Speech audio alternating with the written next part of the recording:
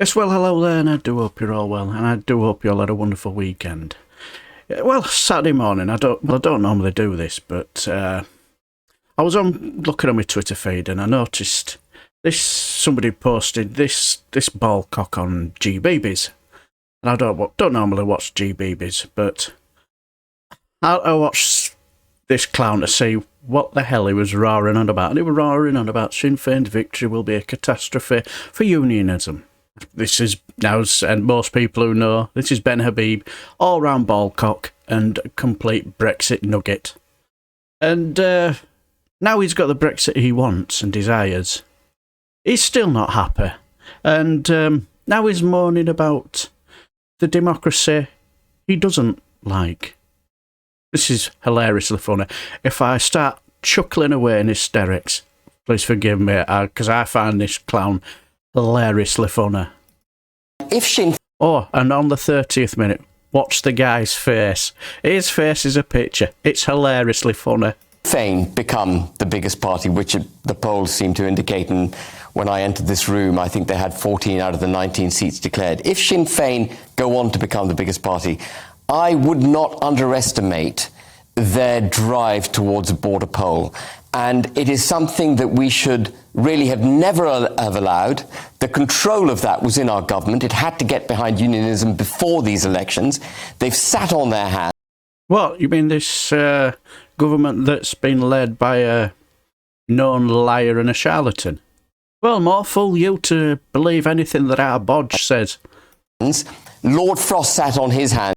Yeah, that Lord Frost who, when he was part of the whisky industry, whatever it was, said leaving the European Union would be a ridiculous idea until he realised he could get political gain by being a Brexiter.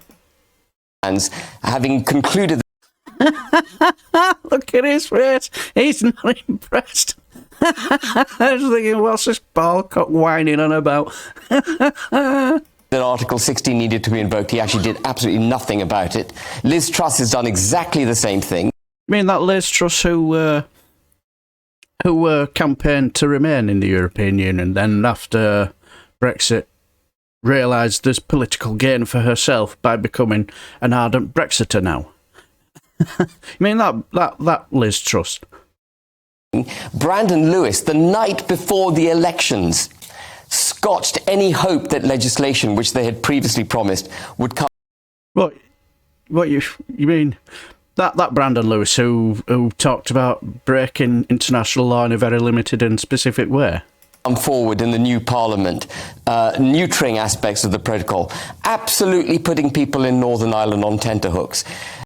No, I think you'll find it's more or less the people in the Doolally Unionist Party that have been doing a lot of that. No, this is, if Sinn Fein win, it's a catastrophe. It's not a case of if now, it's more a case of it's now. I think, for unionism, and we will be facing calls for a border poll, and it is high time Westminster and the government in particular got behind the Union of the United Kingdom, which, remember, only exists as a result of Northern Ireland and Great Britain being in union. If we lose Northern Ireland, we lose the United Kingdom, we become Great Britain, and we lose the Saltire of St. Patrick in the Union Jack.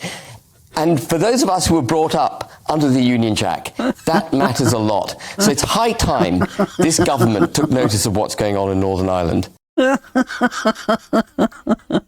All that roaring and whining.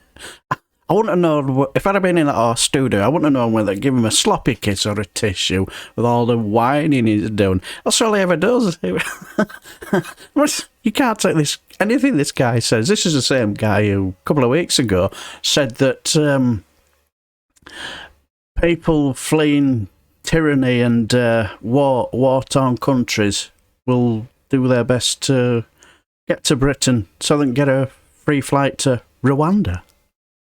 Why don't you just go to Rwanda if you wanted to go there? This mine's an absolute complete pancake. Well, as I say, I don't normally watch these, but when I saw this in my Twitter feed, I was just chuckling away in hysterics, laughing at the whining and roaring he were doing. It was hilariously funny. What an absolute baby. Ben Habib, you've got the Brexit you wanted. You get over it, you won. Stop roaring, you've got what you wanted. People told you about this during the referendum. Well, I'll tell a lie, actually. I don't think many... The talk of the Good Friday Agreement, I don't think anybody mentioned it during the referendum. Why don't you bring it up? No, you weren't interested in talking about golden unicorns and sunny uplands and fish, blue passports or whatever. Oh, but I just thought that was so hilariously funny. Right, I shall leave the video here. And until the next time, I shall bid you farewell and take care.